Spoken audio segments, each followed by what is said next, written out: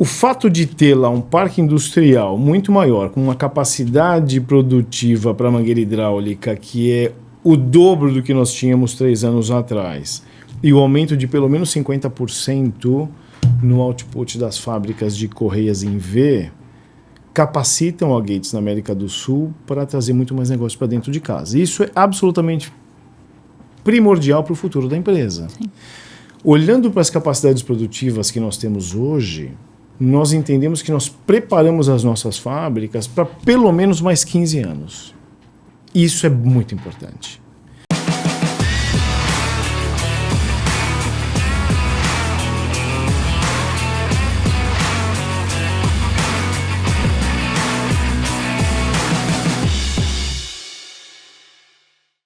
Olá, sejam bem-vindos a mais um Gates Pod. Eu sou a Adriana Cantoni, gerente de marketing aqui da Gates. E, como de costume, antes de começar, ativa a notificação e segue nosso canal para não perder nenhum episódio novo. Teremos muitas novidades aqui esse ano para compartilhar com vocês, então fiquem atentos a todos os episódios novos.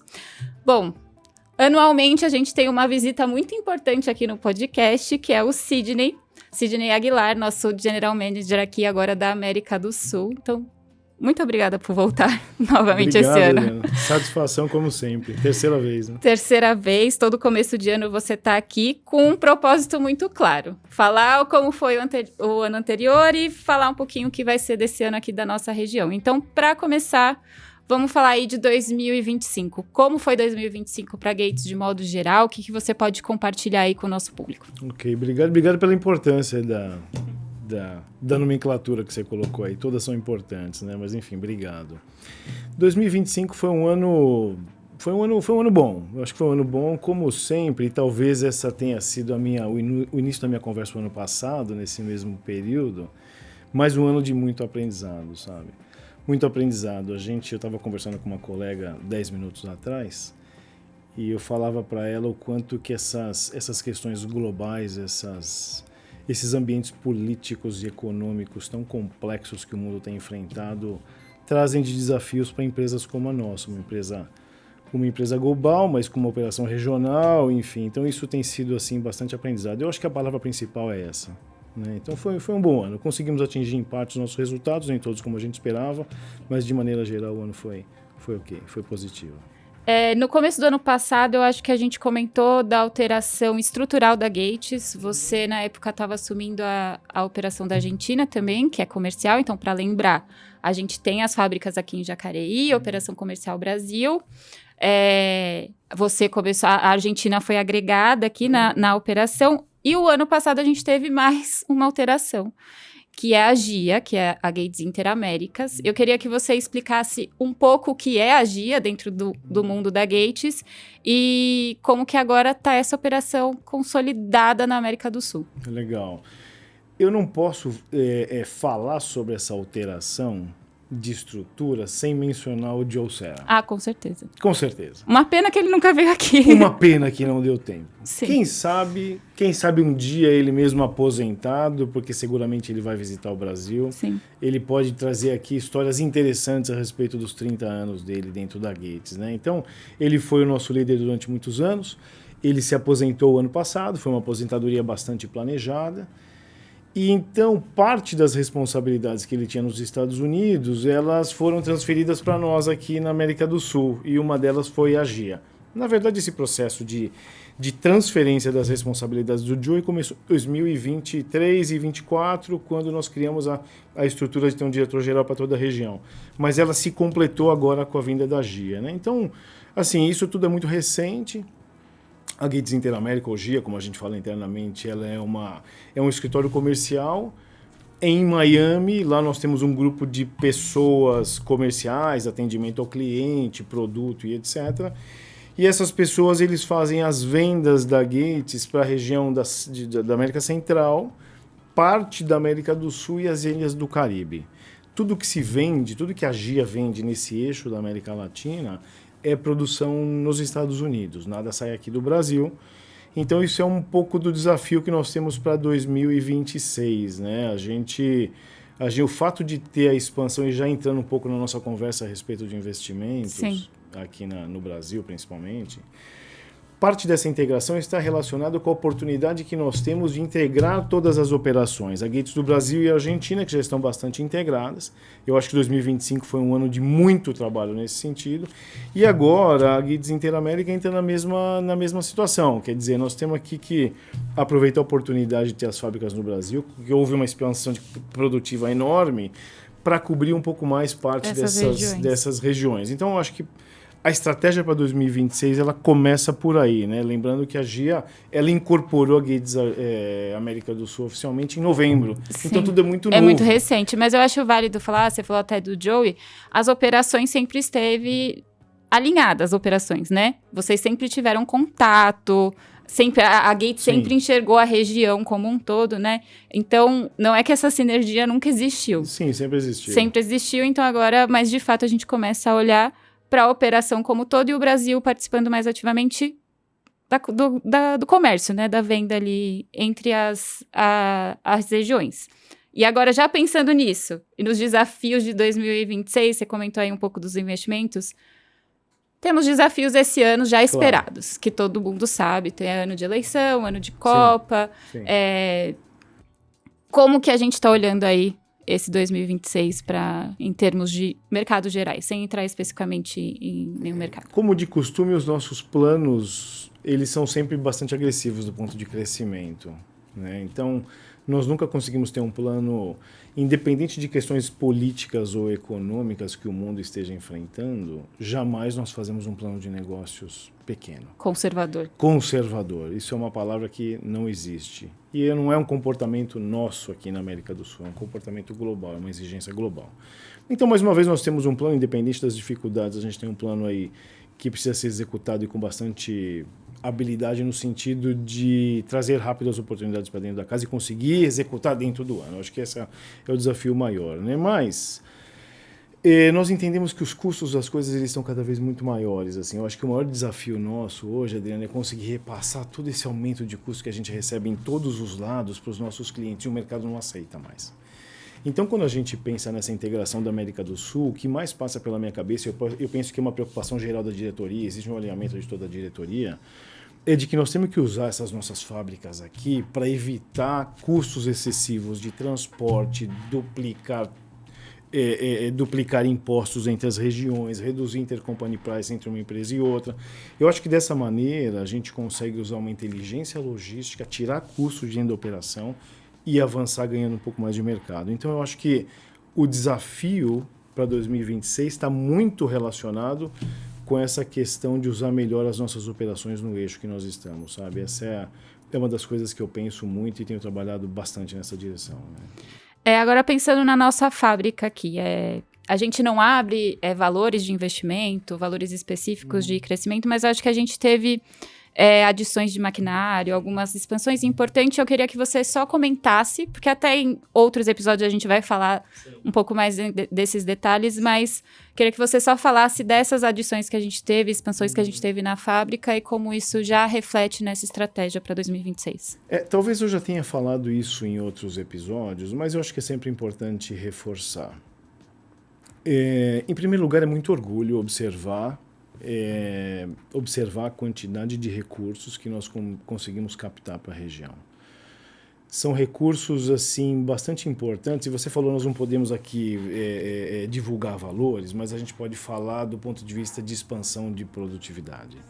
E isso faz toda a diferença para nós aqui, pensando que chegou um momento em 2022 que nós já não tínhamos mais capacidade de contratar pessoas ou trazer mais negócio para dentro de casa. Chegou um momento em 2022 que nós tínhamos lá 3 turnos cheios, sem condições de discutir um contrato novo, um outro cliente, uma outra região, expandir exportações para uma região A, B ou C. Então, o fato de ter lá um parque industrial muito maior, com uma capacidade produtiva para mangueira hidráulica que é o dobro do que nós tínhamos 3 anos atrás, e o aumento de pelo menos 50% no output das fábricas de correias em V, capacitam a Gates na América do Sul para trazer muito mais negócio para dentro de casa. Isso é absolutamente primordial para o futuro da empresa.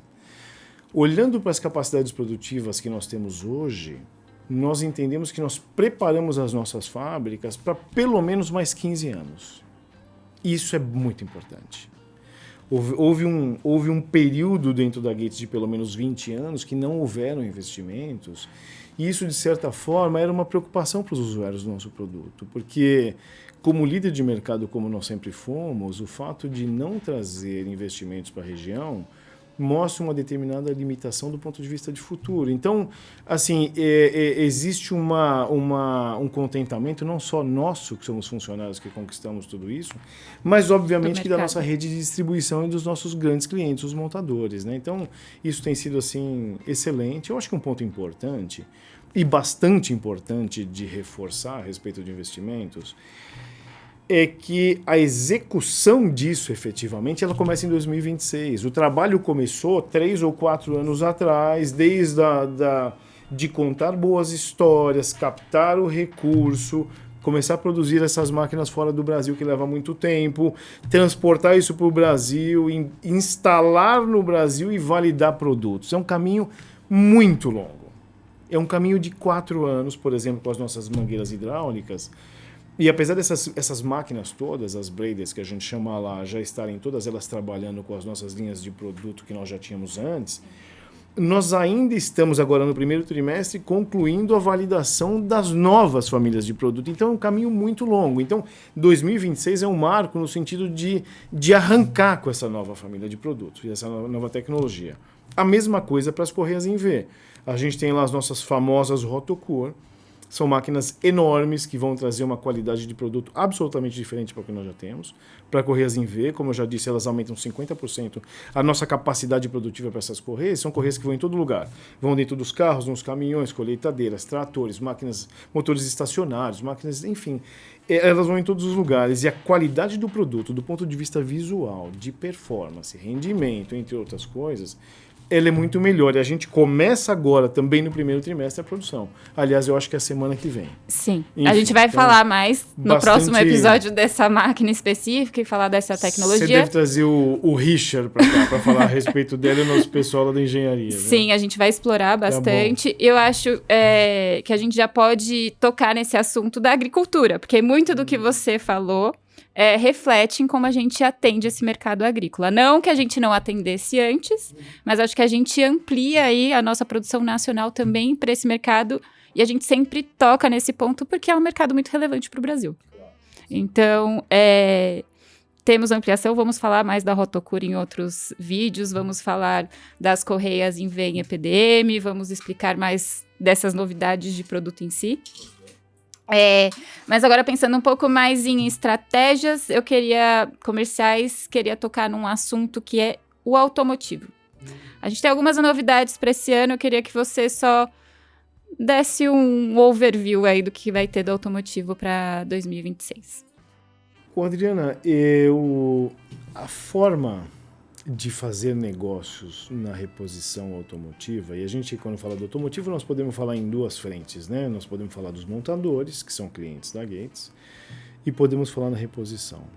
Existe uma movimentação enorme no segmento automotivo, e a forma que eu fico, quando eu estou discutindo com a Kelly onde nós estávamos, onde nós estamos e para onde a gente vai, existe uma história assim, bastante interessante de que 3 anos atrás, nós fazíamos os nossos negócios de uma maneira diferente do que nós fazemos hoje. Obviamente que o nosso respeito é máximo à nossa rede de distribuição e ela sempre vai existir, sempre vai estar com a gente. Nós sempre vamos levar aquelas políticas comerciais tão sérias, transparentes como a gente faz. Isso jamais vai mudar, é uma questão assim, bastante importante dentro da Gates, mas o mercado ele mudou absolutamente. 2025 foi assim uma loucura no sentido de que todos, em todas as pontas do negócio, sejam os fabricantes, sejam os distribuidores, sejam os varejos, encontrando formas de driblar tantas dificuldades, se reinventar e vender mais. Então, do jeito que a gente fazia os nossos negócios 3 anos atrás, agora em 2026 já é diferente. As coisas estão mudando muito rápido. E eu acho que a gente está andando de uma maneira ou de uma maneira inteligente nesse sentido. Uma delas é agora a nossa loja oficial dentro do Mercado Livre, né? Nós observamos que era uma necessidade importante. A gente, quando começou a entender esse negócio de venda do e-commerce dos nossos produtos, nós percebemos que era uma terra de ninguém o nosso produto navegando por plataformas diferentes, com falsificadores falando em nosso nome, com produtos que nós não sabemos de onde sai, causando problemas, de repente, no campo, e o nome da Gates está lá sem controle nenhum. Então, eu acho que quando a gente começou a investigar o e-commerce, ele trouxe mais preocupações a princípio do que oportunidades. Mas eu acho que o trabalho que está sendo feito, eu tenho certeza que o trabalho que está sendo feito, ele foi assim bastante importante, ele tem sido bastante importante, e ele vai moldar os nossos negócios daqui para frente.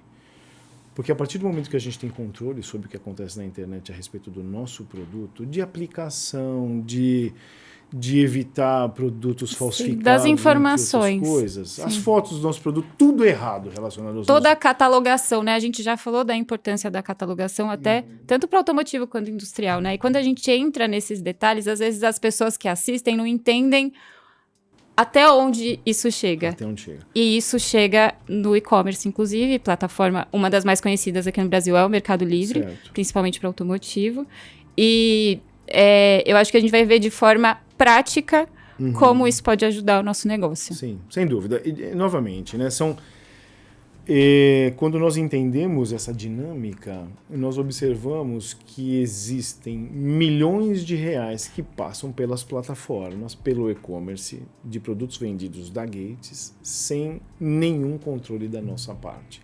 E eu não estou falando que a gente quer controlar todas as pontas, saber tudo o que acontece exatamente, mas assim, o mínimo do ponto de vista de catalogação, aplicação, imagem do produto e etc., tem que ser feito pela fábrica. Então, eu acho que nós evoluímos muito. 2025, mais uma vez falando do ano que passou, foi um ano de muito aprendizado nesse sentido. Você e um monte de gente envolvida nesse negócio trabalhou intensamente. 2026 já vai ser diferente. Vai ser um ano assim de colher muitos resultados. Essa é a minha expectativa. Estou muito feliz por isso, viu? Muito mesmo. Falaremos mais disso também em breve. Poderemos Legal. dar mais detalhes. Que bom. Agora um outro mercado, mudando totalmente de assunto.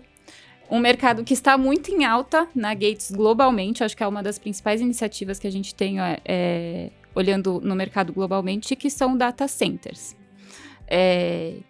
Bom, a gente já tem um mercado, a gente tem estudado muito esse mercado aqui no Brasil, mas eu queria perguntar para você, que você explicasse um pouco para quem está ouvindo, como que a Gates está nesse mundo de data centers e com esse aumento de inteligência artificial, de necessidade de investimento, como que a gente vai atuar com esse mercado? Que produtos, as oportunidades que a gente enxerga aqui no Brasil? Olha, nós estamos muito felizes em fazer parte dessa história, porque esse é um negócio que nós aqui não conhecíamos talvez até um ano atrás, 6 meses atrás, né? Você falou que essa é uma das principais iniciativas. Eu acho que não é a maior no sentido de valor, mas com certeza é a principal. É o que a Gates mais está investindo globalmente falando, né? Porque a avalanche de data centers que estão sendo construídos e investimentos no mundo inteiro, inclusive no Brasil, ela é gigantesca, ela é assustadora. Quanto mais a gente estuda, mais a gente fica assim bastante impressionado.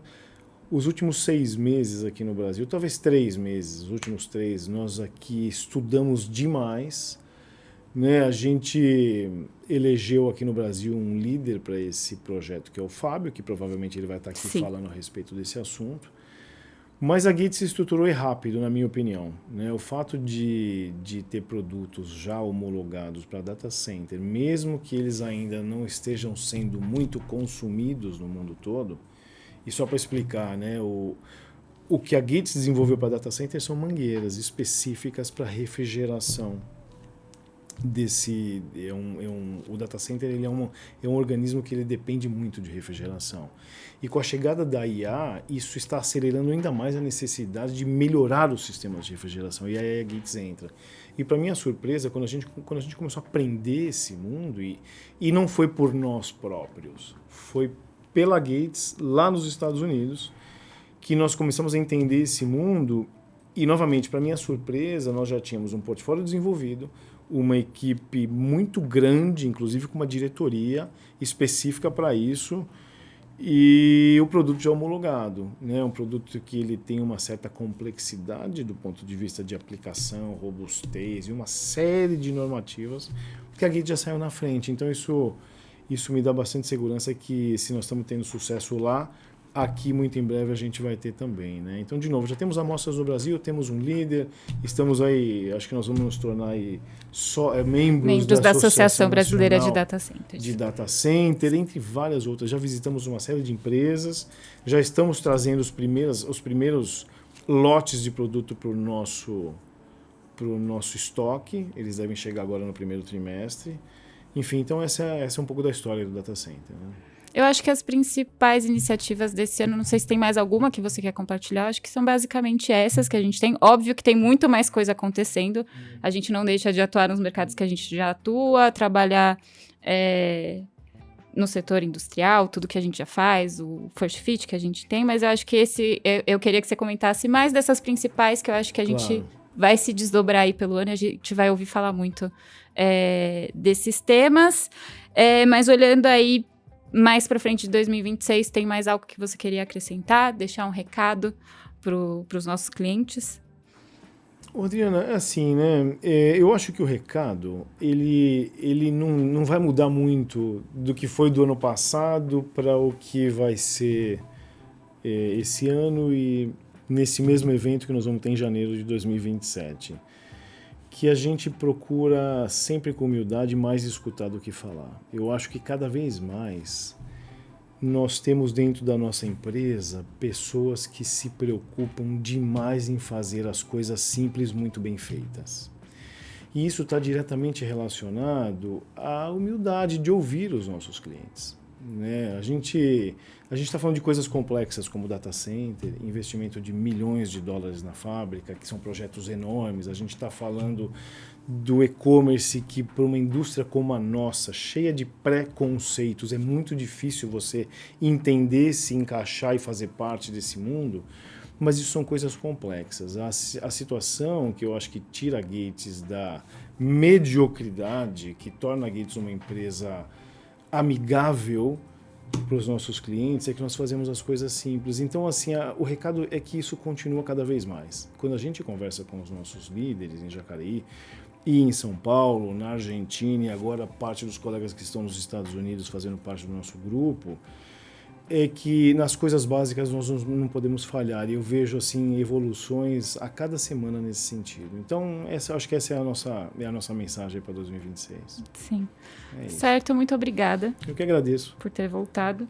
Quem sabe você volta antes do que uma vez por ano? Só uma vez, tá bom? Tá bom. Você que manda na agenda aí. Então tá bom, muito obrigada por ter vindo mais uma vez. Muito obrigada, pessoal, por ter assistido. Lembrando vocês de seguir a gente nas nossas redes sociais também. Segue a gente no Instagram, no Facebook, aqui no YouTube, no LinkedIn, para ficar por dentro não só do que acontece aqui no Brasil, mas Argentina, toda a América do Sul também. E por hoje é só. Muito obrigada, até a próxima.